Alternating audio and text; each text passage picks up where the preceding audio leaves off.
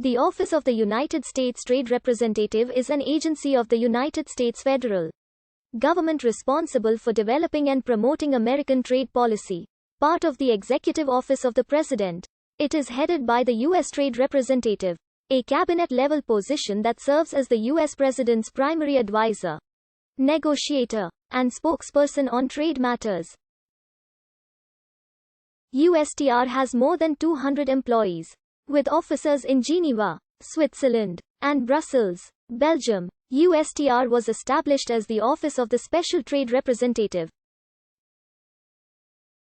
Its areas of expertise include foreign direct investment, commodity agreements, trade-related intellectual property protection, and trade disputes before the World Trade Organization. Based in Washington, D.C., Katherine Tai is the current United States Trade Representative. The head of the office holds the title of United States Trade Representative, which is a cabinet-level position, though not technically within the cabinet, as is the case with office heads not of U.S. departments but rather of offices contained within the Executive Office of the President. To fill the post, the President nominates someone for the position, and the appointment is then approved or rejected by a simple majority of the Senate.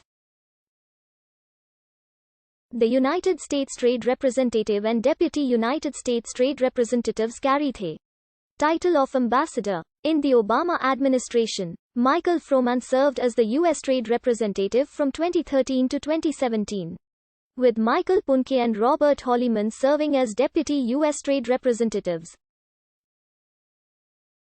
Ambassador Punke also concurrently served as the U.S. Ambassador to the World Trade Organization.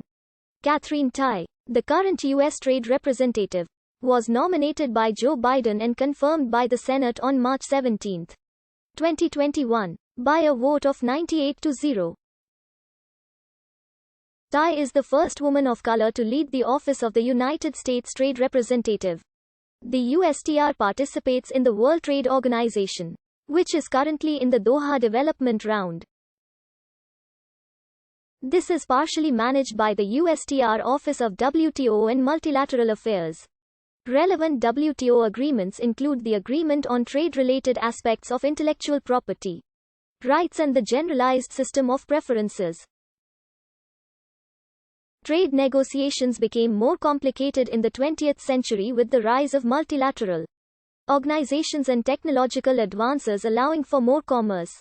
As a result, the organization of the U.S. government became less efficient, and in 1962 Congress passed a bill calling for the President to appoint a special representative for trade negotiations who would make suggestions to the President on the matters of trade. In the 1970s, Congress expanded this position, making it more accountable to Congress, and made it cabinet level. Finally, in 1980 the position was renamed the United States Trade Representative. The Omnibus Trade and Competitiveness Act of 1988 elevated the position's role to coordinate trade policy, serve as the President's principal trade advisor and trade spokesperson, and lead U.S. international trade negotiations. It also required the USTR to report to both the President and Congress. The National Trade Estimate Report on Foreign Trade Barriers is an annual series prepared by the USTR, which reports significant foreign barriers to U.S. exports. Since 1986, the NTE has provided, where feasible, quantitative estimates of the impact of these foreign practices on the value of U.S. exports. Information is also included on actions taken to eliminate barriers. It is based on information provided by USTR, the U.S. Departments of Commerce and Agriculture, and other agencies and sources. The Special 301 report is prepared annually by the USTR under Section 182 as amended of the Trade Act of 1974. The Act states that the USTR must on an annual basis, by April of each year, identify those foreign countries that deny adequate and effective protection of intellectual property rights, or deny fair and equitable markets access to United States persons that rely upon intellectual property protection, and those foreign countries identified under this paragraph that are determined by the Trade Representative to be priority foreign countries.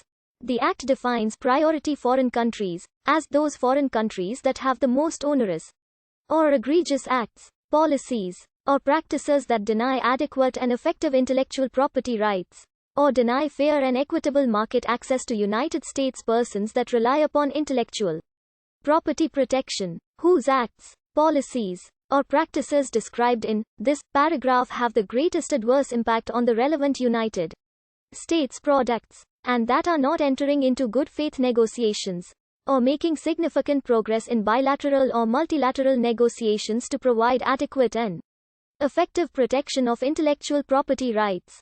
The Uruguay Round Agreement Act furthermore states that countries may be identified